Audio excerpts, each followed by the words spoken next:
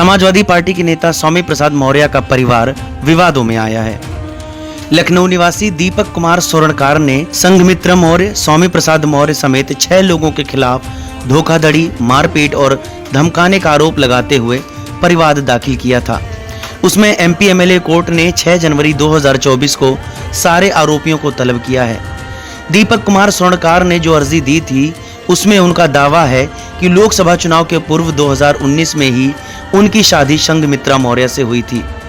ये मामला जो है 2021 में यहाँ पे हमने दाखिल किया था अर्जी अपनी, जिसे बाद में परिवार के रूप में ट्रीट किया गया और कल माननीय न्यायालय के द्वारा एक आदेश आया है जिसपे सभी आरोपियों को तलब किया गया है, जिसके प्रति मैं माननीय न्यायालय का आभार व्यक्त करता हूँ। आरोपी कौन है इसमें आरोपी पूर्व मंत्री उत्तर प्रदेश सरकार और मौजूदा विधान परिषद के सदस्य हैं श्री स्वामी प्रसाद मौर्य और उनकी पुत्री जो सांसद है संघमित्रा मौर्य है और उनके साथ 5 लोग और हैं।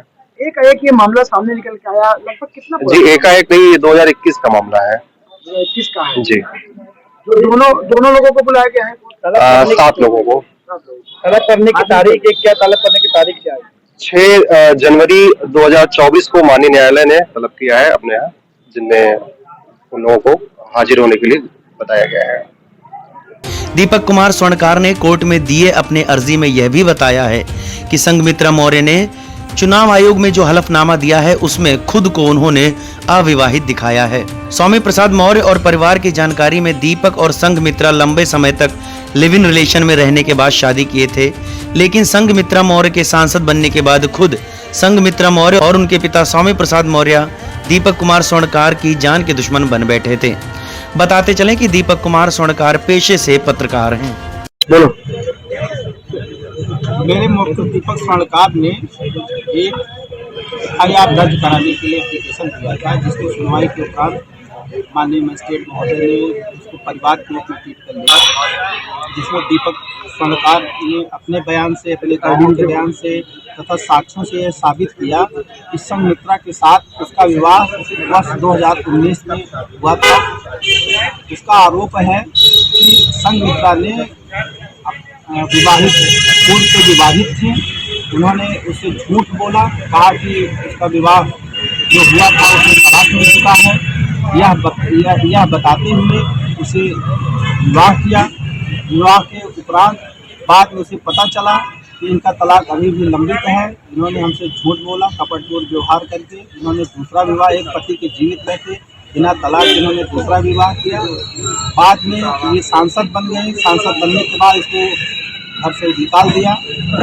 इनका यह जो कृत्य है 420, 494 भारतीय दंड संहिता के तहत 7 साल के कारावास से दंडनीय अपराध है, जिसपे संज्ञान लेते हुए माननीय न्यायालय ने इनको तलब किया है। और साथ ही साथ स्वामी प्रसाद मौर्य व उनके 3 सहयोगी, जिन लोगों ने इसके साथ मारपीट, अभद्र व्यवहार, गाली गलौज, जान से मार डालने की धमकी देना, षड्यंत्र करना का जो इन्होंने व्यवहार किया है, इसके लिए 323, 545 से 120B में इनको भी तलब किया है। मेरी कोशिश है कि दीपक स्वर्णकार को मैं शीघ्र से शीघ्र मैं इसको न्याय दिलाऊँ और दोषियों को दंडित करवाऊँ। लगभग कितने दिनों से ये मामला चल रहा था? लगभग ये मैटर 2 साल से चल रहा है। पहले हाईकोर्ट हम लोग गए थे। हाईकोर्ट ने हमने अपनी सुरक्षा की मांग किया था।